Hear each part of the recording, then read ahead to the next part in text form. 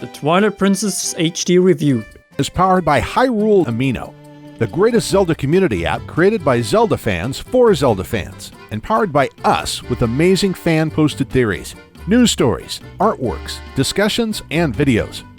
The app is completely free of charge to download and use, and is available on iPhone and Google platforms. But more importantly, CR is there with exclusive behind-the-scenes content and forums, where you can interact and discuss with me and other fellow fans Zelda Ultimate, Zelda Unknown, Zelda Theories, Zelda News, or give feedback of any kind. So why wait when you can join the realm on Zelda Amino and get the best Zelda content right from your fingertips?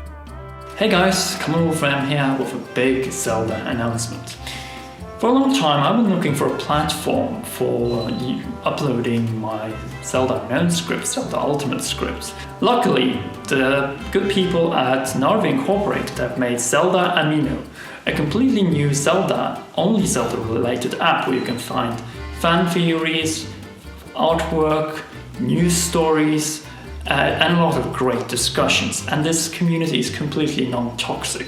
You will be in safe hands here. What Commonwealth Realm is really bringing to the table on Zelda Amino is blogs containing information about future projects, such as Zelda Unknown, Zelda Ultimate, and the scripts from these shows, with GIFs, images, and of course links to the videos. And yes guys, Season 3 of Zelda Unknown is under development and will premiere later this month with a big special. One of the things I'm planning to do is making different type of chat groups regarding Zelda Ultimate, Zelda Unknown, and Commonwealth's Realm, where you will be able to get in touch with me and we'll be able to share and exchange ideas in a direct chat form. So check out my page on Zelda Amino for your fix of Zelda Unknown, Zelda Ultimate, and all information regarding Zelda Unknown Season 3. It is hard to believe that 10 years have passed since The Legend of Zelda Twilight Princess marked GameCube's swan song and the Wii's launch. A game that was hyped up above any common sense after the single greatest E3 reveal ever.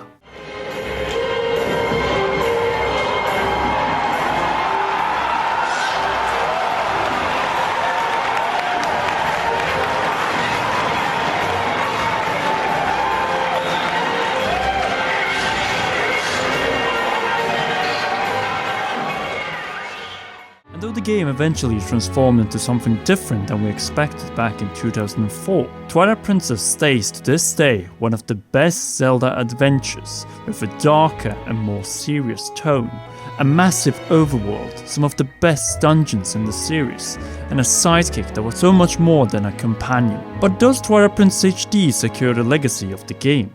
And is this the definitive version of the most expansive Zelda adventure to date? Let's find out. TPHD is not the desired Zelda HD experience, but rather a long-needed restoration of an aging classic. The graphical overhaul can be summed up with two words: shining and detailed. Actually, you could go so far and say that these are probably the most visually stunning textures we have seen in any Zelda game, suggesting that much more work and time has been put into the remaster than initially believed. Everything is far more realistic than the murky and at times washed out textures in the original. The most radical differences can be witnessed in the shining reflective floor in the Temple of Time, the immensely detailed decoration of Hyrule Castle, wrinkles on specific characters, or sand textures in the Gerudo Desert. At the same time, the overhaul isn't perfect, as there are some visible framerate drops here and there, and the lighting in certain areas are not properly implemented. In terms of graphics, Twilight Princess HD gets a strong 9 out of 10.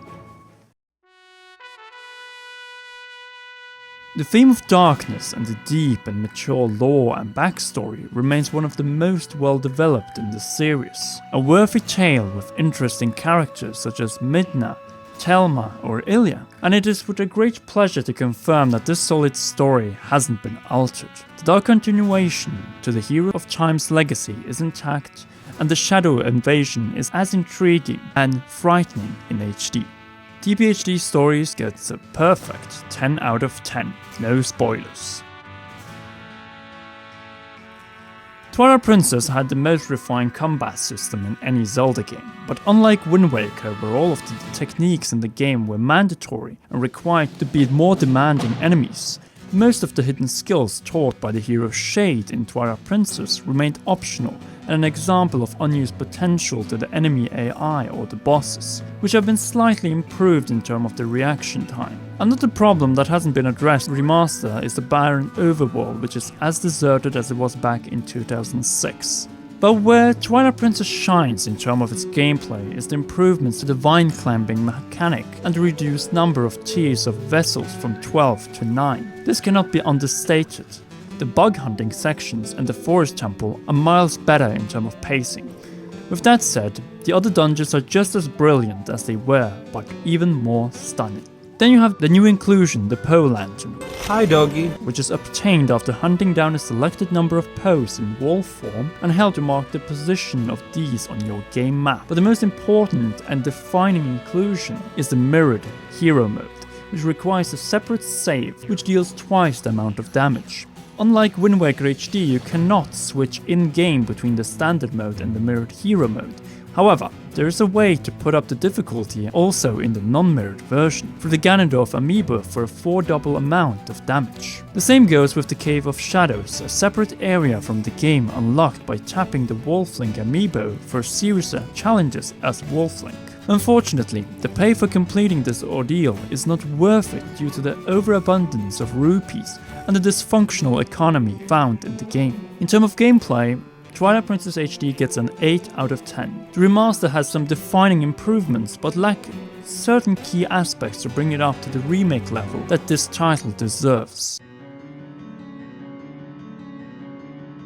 There's no need to hide it. The biggest improvement to Twilight Princess HD comes in terms of its controls. Implementing the dual screen experience from Wind Waker HD is a godsend and a gratefully appreciated inclusion in a game that already had great quick wheel selection. The menu is slick and the motion controls with the accurate targeting of the bow and boomerang are as precise as they were in Wind Waker HD, which makes me suspect that this control scheme is as well planned for Zelda Wii U, as we see it transferring from title to title, and with good reason. Those controls offer a level of precision and freedom unmatched in any Zelda games to this point, and combined with free-roam camera controls due to the dual analog sticks, you have a Zelda experience like no other. The only drawback in terms of controls comes in the form of the clunky controls of Epona in the standard mode, which isn't as responsive as in the mirrored hero mode.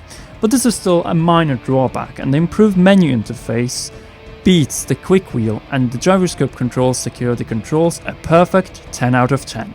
Twilight Princess HD is a solid remaster of a Zelda installment that deserved another chance, as its realistic art style hasn't aged as gracefully as the timeless cel-shaded Wind Waker. The bulky models might bring this remaster down again in a few years, and the same goes with the lack of an orchestrated soundtrack, a still barren overworld, and the fact that substantial additions are locked away from the disc behind hard to obtain amiibos. However, the overall attention to detail, refined gameplay, better camera and gyroscope controls, and additional content make this version definitely worth to buy.